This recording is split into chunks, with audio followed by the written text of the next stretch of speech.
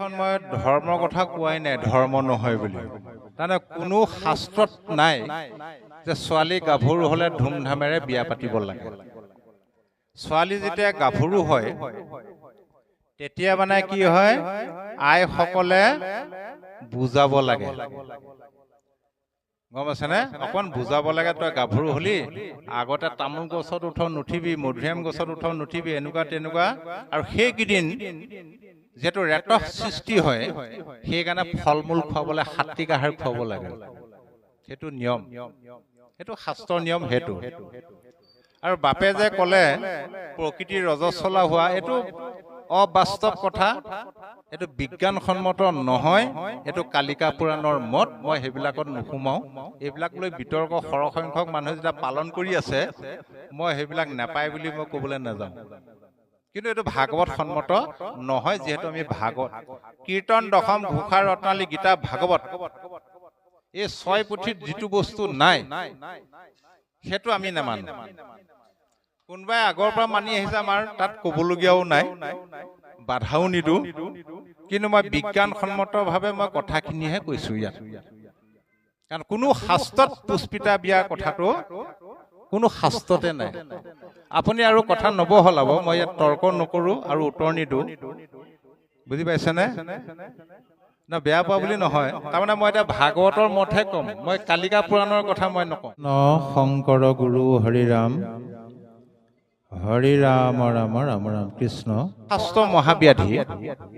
মই আপোনাক এটা কথা কৈছো, যুক্তি। তাৰমানে যিটো আমাৰ হিন্দু ধৰ্মত 6খন তৰ্ক শাস্ত্ৰ আছে, যুক্তি শাস্ত্ৰ। যিকোনো কথা আপুনি যদি যুক্তিলে যুক্তিবাদ কৰি শাস্ত্ৰ মতে কওক, শাস্ত্ৰৰ কোনটো পদে এইটো পাতিবলৈ কৈছে সেইটো কওক, তাৰ উত্তৰ দিম। কিন্তু আজিলৈকে কোনো শাস্ত্ৰত মই পদ হিচাপে পোৱা নাই। সেইকাৰণে কৈছো দেই, বেয়া নাপাব।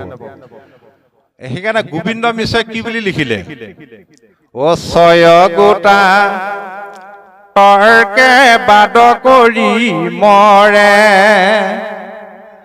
নপাৱয় পৰিছেদ,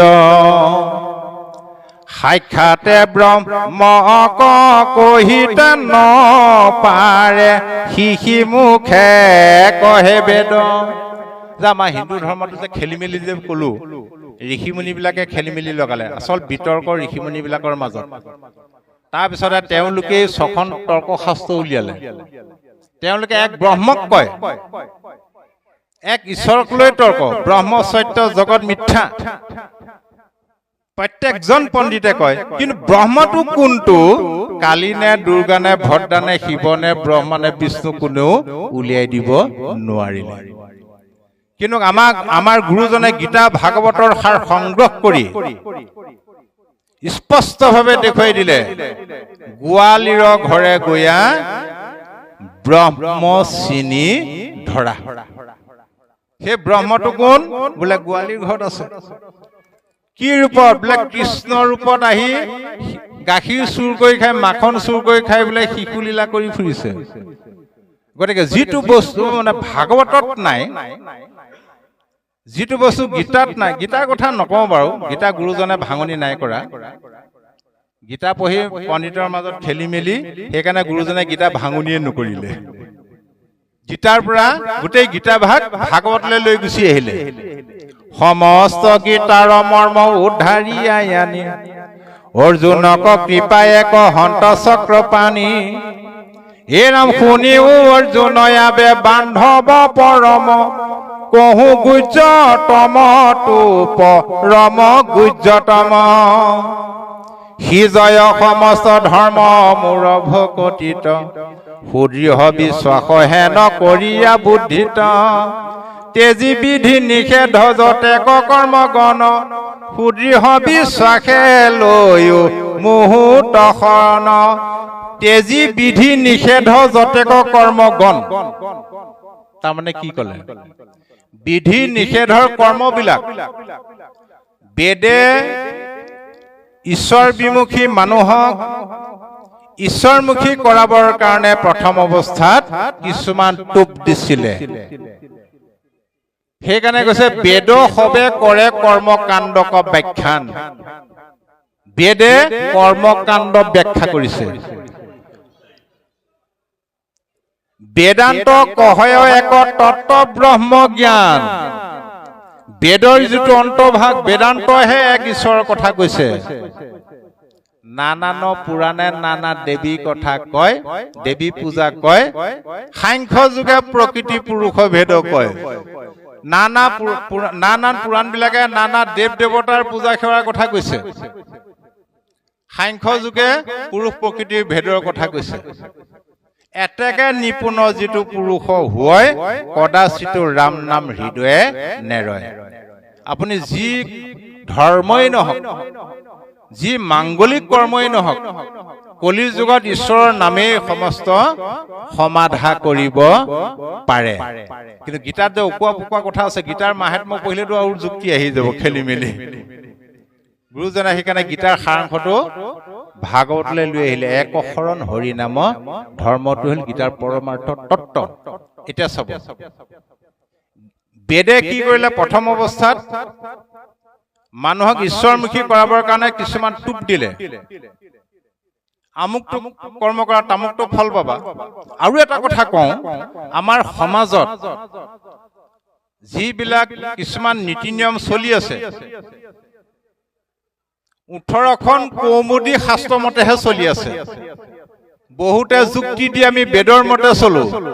বেদত পাত পাতকে উলিয়াই দিয়ক কোনটো শ্লোকত আছে, নোৱাৰে। কৌমুদী শাস্ত্ৰ 18খন আছে। মই তালৈ নাযাওঁ, বহুত দীঘলীয়া কাহিনী আছে। কোন ৰজাৰ মানে ৰাজসভাত কোন পণ্ডিতে 18খন কৌমুদী শাস্ত্ৰ লিখিলে, যিবিলাক চলি আছে। বেদে কি কৰিলে? ঈশ্বৰমুখী মানুহক ঈশ্বৰমুখী কৰাবৰ কাৰণে কিছুমান টোপ দিলে। আৰু এই প্ৰশ্নটো গীতাত অৰ্জুনে কৃষ্ণক কৰিছিলে। কৃষ্ণদেৱে অৰ্জুনক ক'লে, হে ৰাখি মনত ৰাখিবা, কৰ্মফল মুখ্য সুখহে, স্বৰ্গ সুখ কেতিয়াও নহয়। তেতিয়া অৰ্জুনে প্ৰশ্ন কৰিলে, হে সখী, কৰ্মফল যদি মুখ্য সুখে হয়, স্বৰ্গ সুখ নহয়ে, তেন্তে বেদে কিয় তপ জপ যাগ যজ্ঞ পূজা পাতল হোম ব্ৰত তীৰ্থস্নান কৰিবলৈ কৈছে? এইবিলাক কৰিলে বোলে স্বৰ্গলৈকে যাব পাৰে। পাৰ্থে বোলে স্বৰ্গ যদি মহাফল নোহে, যজ্ঞ ব্ৰত ধৰ্ম বেদে কি কাৰণে কহে? কৃষ্ণে বোলে বেদে কতো লোক প্ৰলোভাৱে, শিশুক গুৰ দিব বুলি ঔষধক দিয়ে, স্বৰূপে ঔষধি তিক্ত গুৰ বুলি কহে, কৰ্মৰো মুখ্যে ফল স্বৰ্গ পুনো নোহে। হে সখী, মানুহবিলাক লুব্ধমতী, কিবা টোপ এটা নাপালে একো নকৰে। সেইকাৰণে ঈশ্বৰ বিমুখী মানুহক ঈশ্বৰমুখী কৰাবৰ কাৰণে বেদে কিছুমান টোপ দি দিলে। যেনেদৰে আপোনাৰ সৰু ল'ৰাটোৰ অসুখ হ'ল, মেডিকেল লৈ গ'ল, ডাক্তৰে ঔষধ এবটল দি পঠিয়ালে। ল'ৰা ছোৱালীক ঔষধ খোৱাৰ আগত মাকে চেলেকি চাই নাচাই, মিঠা নে তিতা?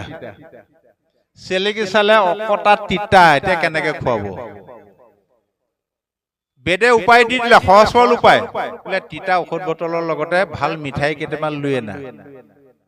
প্ৰথমতে মিঠাই অকণ চেলেকি খাবলৈ দিয়ে, বৰ ভাল পাব, আৰু এটা বিচাৰিব। তেতিয়া ক'ব, ঔষধৰ চামুচখন লৈ বোপায়ো গোটেইকেইটা মিঠাই তোৰলৈকে আনিছো, তই কিন্তু ঔষধ চামুচ খাব লাগিব। সি তেতিয়া মিঠাই লোভতে যিমান তিতা হ'লেও ঔষধ গিলিব নাই। এতিয়া এটা কথা উদাহৰণ দিছো চাব, আমাৰ গুৰু আসন নামঘৰে হওক গুৰুগৃহৰে হওক কোনটো দিশত প্ৰতিষ্ঠা কৰা হয়? পূব দিশত। বাকী তিনিটা দিশত ঈশ্বৰ নাই নেকি? পূব দিশটো গুৰুজনে কিয় বাছি ললে? তেতিয়াহ'লে মনত প্ৰশ্ন আহে, হয়নে বাৰু? এই প্ৰশ্নটো মোৰ প্ৰথম এইটো প্ৰশ্নই উদয়। মই যেতিয়া প্ৰথম ভাগত পঢ়িবলৈ লওঁ, মই একো নাজানো, তেতিয়া শুনিবলৈ যাওঁ, এই প্ৰশ্নটো উদয়। গৈ গৈ গৈ গৈ শেহত পাই গলোগে উত্তৰ, যেতিয়া শাস্ত্ৰ পঢ়িবলৈ ললো। তাৰমানে পূব দিশত উদয় হোৱা সূৰ্যটোক কেন্দ্ৰ কৰি পৃথিৱীত প্ৰথম ধৰ্ম সৃষ্টি হৈছে, সনাতন ধৰ্ম। এটা সময়ত জীৱশ্ৰেষ্ঠ মনুষ্যই বৰ্বৰ জীৱন যাপন কৰিছিলে, উশৃংখল জীৱন যাপন কৰিছিলে। জীৱশ্ৰেষ্ঠ মনুষ্যই নিজৰ খাদ্যটো খাব নাজানে, কি খাব লাগে। কিন্তু গৰু ছাগলী প্ৰভৃতি ইতৰ প্ৰাণীয়ে নিজৰ নিজৰ খাদ্যহে খাইছিলে। মানুহে প্ৰথম লোকৰ খাদ্যটোকে আৰম্ভ কৰিছে খাবলৈ। সেইকাৰণে এতিয়া খাব নালাগে বুলি ক'লে যাওঁ খাই উঠে। এইটো মানুহৰ খাদ্য। ঘৰ বনাব নাজানে, কাপোৰ পিন্ধিব নাজানে, একোৱেই নাজানে। সেইকাৰণে উশৃংখলভাৱে জীৱন যাপন কৰা জীৱশ্ৰেষ্ঠ মনুষ্যক শৃংখলাবদ্ধ কৰিবৰ কাৰণে প্ৰথম গা ধুবলৈ শিকাইছে মানুহক। সূৰ্যটোক দেখিলে ভয় খায় মানুহে, এইটো কি আহিলে? ই হ'ল এটা প্ৰকাণ্ড দৈত্য, ইয়াক সন্তুষ্ট কৰিব লাগিব, নহলে বিপদ আছে। কেনেকে সন্তুষ্ট কৰিবা? ই ওলাই অহাৰ আগে আগে বুৱতী পানীত গা ধুব লাগিব, গাৰ মলিবোৰ গুচাব লাগিব। ওলাই অহাৰ লগে লগে তাক নমস্কাৰ এটা কৰিব লাগিব, যিটো সূৰ্য প্ৰণাম। সেই ধৰ্মটো সৃষ্টি হৈছিলে মানুহক গা ধুৱাবৰ কাৰণে। কিন্তু আজি বিজ্ঞানৰ যুগতো শিক্ষিত মানুহে এতিয়া কৰে নকৰে সেইটো? হয়নে বাৰু? এতিয়া বলি বিধান কি ব্যৱস্থা আছিলে? বেদৰ মতে হাঁহ ছাগলী পাৰ মহ বলি দিবলৈ কৈছিলে দুৰ্গা দেৱীৰ আগত। এতিয়াও বলি দি আছে। হাঁহটো হ'ল লোভৰ প্ৰতীক, ছাগলীটো হ'ল কামৰ প্ৰতীক, পাৰটো হ'ল মোহৰ প্ৰতীক, মহটো হ'ল ক্ৰোধৰ প্ৰতীক।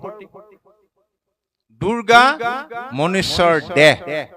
এইটো অলপ দুৰ্গ লৈ আছে নেকি? দুৰ্গত আকাৰ লাগিলে দুৰ্গা হয়। এই দুৰ্গটো অলপ দুৰ্গ নে বাৰু? ৰাতিপুৱা শুই উঠাৰ পৰা ভৰাই আছো আজি ইমান বছৰ হৈ গলগে, এদিন নাখালেই নহয়। গতিকে মনুষ্যৰ দেহৰূপী দুৰ্গা দেৱীৰ আগত কাম, ক্ৰোধ, লোভ, মোহ ভক্তিৰ যোগেদি বলি দিব লাগিব। গৈ পেলাই ক'বালৈ গুচি গলগে।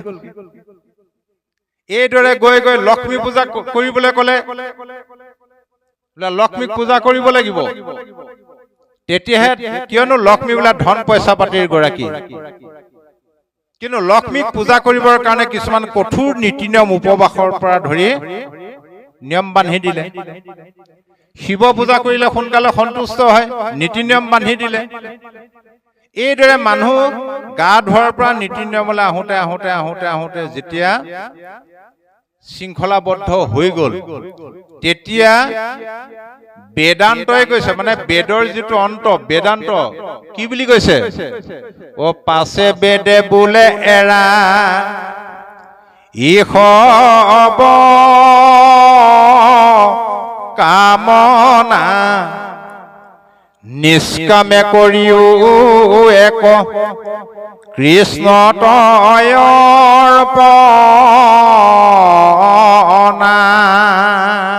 এৰা, আগতে কোৱা সকাম ধৰ্ম কৰ্মবিলাক বাদ দিয়া, নিষ্কাম কৰ্ম কৰা, এক ভগৱন্ত কৃষ্ণৰ চৰণত অৰ্পণ কৰা। কিয়নো সেই কৰ্মে মিলাই বিষয়ত বিৰকতি উপজাইবে মাধৱত পৰম ভকতি। নিষ্কাম কৰ্মৰ ফলেহে বিষয়ৰ প্ৰতি বিৰকতি ভাৱ আহিব। তেতিয়াহে মাধৱত প্ৰেম ভক্তি হ'ব। প্ৰেম ভক্তি হলে তুমি জীৱন মুক্ত হ'ব পাৰিবা। গতিকে এতিয়া সেই প্ৰথম স্কন্ধ ভাগৱততে আছে। নাৰদে ব্যাসদেৱক স্পষ্টভাৱে কৈ দিলে, বলি বিধানতকে নিকৃষ্ট কৰ্ম এই পৃথিৱীত আৰু নাই। এতিয়াও কামাখ্যাত মহ বলি পৰ্যন্ত হয়, হয় নহয়? কিয় হয়? মহ বলিটো কিয় দিয়ে? কেতিয়া দিয়ে বাৰু মহ বলিটো যে কামাখ্যাত? সেই তেতিয়াই নহয় জানো? অম্বুবাচী নে কি বুলি কয় যে, ইয়াৰ বহুত অৰ্থ বেলেগ আছে। আচলতে মই সেইবিলাকলে নাযাওঁ। কেলে? বিতৰ্কত সোমাবলৈ মোৰ মন নাযায়। আছে বহুত তথ্য আছে, মই কিন্তু নকওঁ, কাৰণ এতিয়া মানে ভিডিঅ' হৈ আছে। ইউটিউব চেনেলত প্ৰচাৰ হৈ যাব এইবোৰ কথা কোৱাৰ লগে লগে কিয়নো 99% মানুহ এতিয়া সকামী হৈ আছে আপুনি চাব পাৰে বাৰ যে কি নহওক মোৰ গাড়ী সময় হৈছে কথাত কথা বাঢ়ি বাঢ়ি গৈ থাকে মই প্ৰথমতে সেইকাৰণে কৈ লৈছো পাঠকসকলকো মই মানে অনুৰোধ জনাই লৈছো আপোনালোকে যাতে বহি থাকি আমনি নাপায় কাৰণ আপোনালোকে কালি দিনটোৰ পৰা এতিয়ালৈকে বহুত ঘণ্টা ল'লে মই মাত্ৰ 3 ঘণ্টা সময় লৈছো সদৌ শেষত মই আৰু অকমান কথা কেইটামান কম তাৰ প্ৰতিটো অধ্যায়ৰ নাম যোগ কৰ্ম সু কৌশলম যুগ কৰ্ম কৰাৰ যিটো সু কৌশল কৌশলটোৰ নামে হ'ল যোগ সেইকাৰণে গীতাত সন্ন্যাসীক সমৰ্থন নাই কৰা